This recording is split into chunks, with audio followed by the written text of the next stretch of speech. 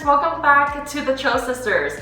For today's episode on MUNCH menu, we're going to be rating some US attractions, if it's going to be worthy to visit or not really worth your time. But before we do so, we're going to see what we're going to eat today. So this summer we're actually supposed to visit New York City, and what we really wanted to try was Rubirosa's famous vodka pizza and tie-dye pizza. Unfortunately, we couldn't go there and eat it, so we made our own. So over here we have vodka pizza, and this is our tie-dye pizza with some arugula on top because we took some creative liberties.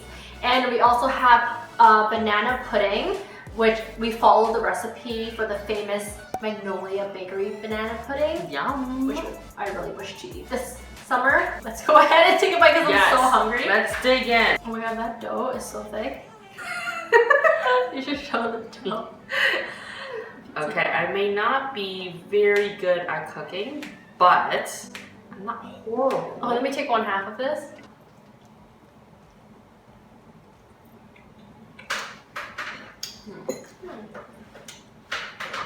Cheese is good. We're gonna dig right into the list of tourist attractions that we think that is worth your time or it's a trap. And it's the places that we visited or I visited.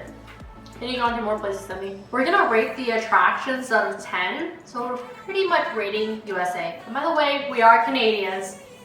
So this might be throwing some shade and showing some love to some places we love in the US. The first spot I want to talk to you guys about is Times Square. I think that's a huge tourist trap. I would give that rating a 6 out of 10. You're too generous. What would you give it? I'll give it a 4. Why? Okay, to be honest, everything is much more expensive there. All the stores are for pretty much for tourists, so the prices are really high. And the lights obviously attract people. The character of New York obviously is there too. But I just feel that it's so congested, it's so crowded with tourists that you don't have the feeling of a true New York, even though it's the center of New York City. One of the things that I do agree that's worth going in Times Square is Broadway shows, and that's it. Another place that I really enjoyed going in New York City was Tenement Museum. And Tenement Museum was a neighborhood, a specific building actually, that where majority of immigrants stayed there. I think was it like in the early 1900s and also 1800s? And they did preserve the place to allow people to see how the living conditions were.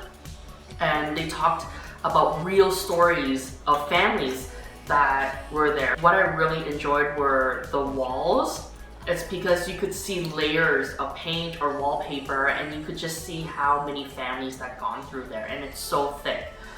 They preserved it really well, but it's still really old. Out of 10, I would give it a 10 out of 10. I really enjoyed when I was there. Yeah, I have to agree. I would give Tenement Museum 10 out of 10. You get to choose your tour. Like, you want to see people who work in Chinese sweatshops. You get to see how their apartment looks like, and you can compare it to how an Italian immigrant family's apartment looked like. And you get to find out how the family lineage, like what they do now. And they have like a saloon. It's just so cool. And a lot of people don't know about this museum. I only found out about this year, and I've been to New York since I was a little kid. So it's one of the best places I've been, and we're gonna go back one day to the museum to pick another tour. Another tourist trap for me is Statue of Liberty.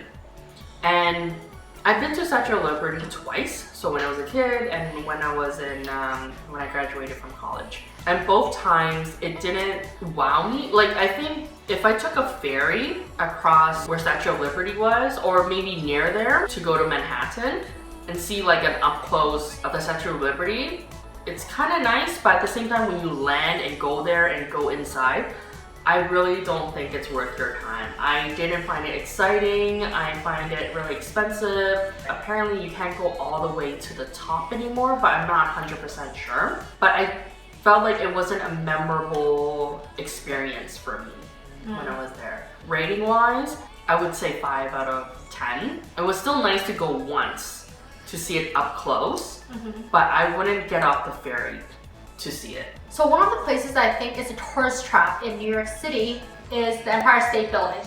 Don't kill me, I know it's iconic, but I found it so boring. Like, there are tall buildings everywhere in the world, okay? Every city looks alike from the top. Yes, New York is special. It's very busy looking, but I didn't care to see it from the top. And it's so expensive to go up there. I don't know how much we paid.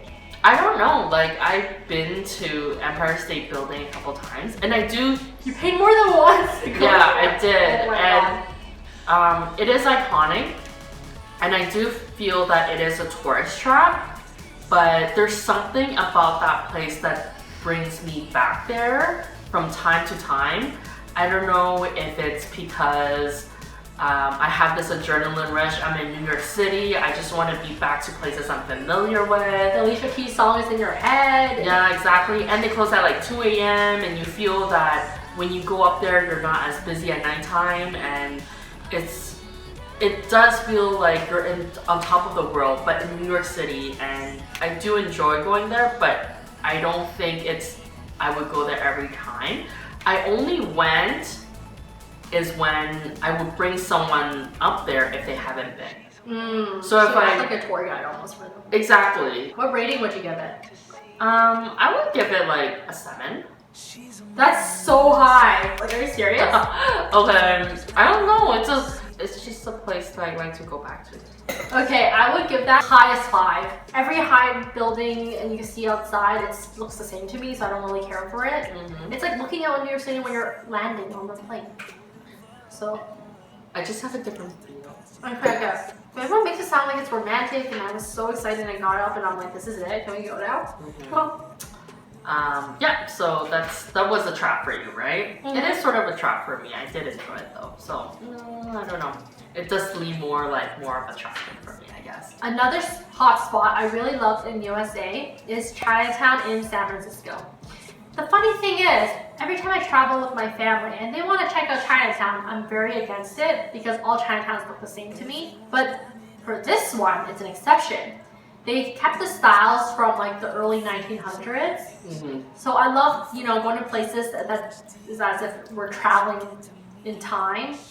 So that's why I love this Chinatown. It just looks so cool, and they had a lot of like traditional architecture. But I would give it an 8 out of 10. Yeah, I agree with that. Something I regret that we didn't do in San Francisco was have dim sum there. Like, I don't know if it's gonna be good, but I wanted that experience. Like, if that's the oldest Chinatown in USA, you wanna like try what their food will be like, One place that I really think that took my money away, it didn't worth a dime, was FISHERMAN'S WHARF in San Francisco. It's a very popular place. I did eat like their famous soup there, and I visited In-N-Out as well. But the way they marketed the area, it didn't feel like a local market or a farmer's market that you would enjoy. The restaurants had like the similar menu. You just kind of decide like which one you want to visit. But they have the same things. The prices are really expensive and it's really crowded. So I wasn't a big fan of Fisherman's Wharf, and I would probably rate it as 5 out of 10 or 6 out of 10. The only exciting thing I saw was the seals. So I've been to Fisherman's Wharf with Katie. What I know is it is very geared towards tourists. And in the photos online, they make Fisherman's Wharf look huge. It's actually really tiny. I would also rate it like a 6 or 7 out of 10. But I did still enjoy my time there. I just expected more food variety because when we were eating, I'm like, okay, I won't eat the whole thing. Let's all share so we can eat more things and try different things. But in the end, there wasn't that many things to try or share. Katie, I think I'm ready for the Magnolia Bakery pudding. You are before me? Oh my gosh. Okay, I guess so. I've been craving for this. So Magnolia Bakery is an iconic bakery in New York City, and they're most famous for their banana pudding. I tried making it, I followed the recipe, it's on their Instagram, you can go check it out. The thing is, I kind of screwed up, but I hope it still tastes good. And I hope it tastes similar, because I've tried it before in New York. I'm like looking the aesthetic. I worked so hard on. Okay, let's have our first bite of the banana pudding.